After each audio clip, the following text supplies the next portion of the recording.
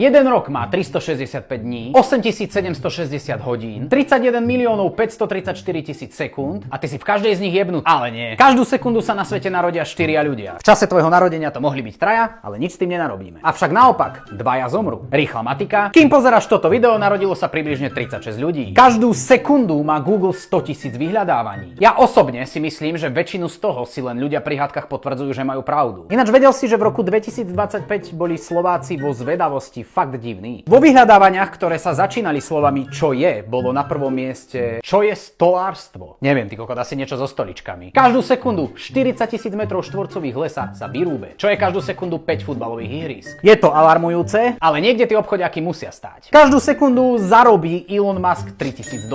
Od začiatku tohto videa teda jeho majetok vzrastol o približne $140 000. Čo je super. Hlavne pri predstave, že nám vzrastol o veľké hovno. A to spláchneme na svete každú sekundu 40 000 krát. 100 bleskov udrie do zeme každú sekundu. Do tohto pána, Roya Sullivana, za celý život udrel blesk až 7 krát a všetky tieto zásahy prežil.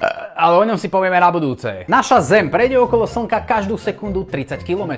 Čo sa približne rovná rýchlosti, ktorou utekáš na záchod, keď ti hrabie kakula líže slipy. Ale keby si chcel túto rýchlosť naozaj napodobniť, musel by si ísť v aute rýchlosťou 108 000 km za hodinu. A to s rizikom autonehody, ktorá sa každú sekundu na tomto svete stane dvakrát.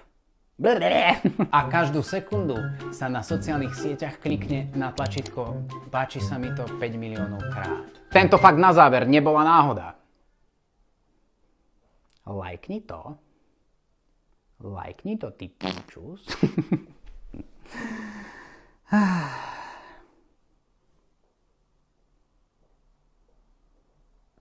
Treba mi srať.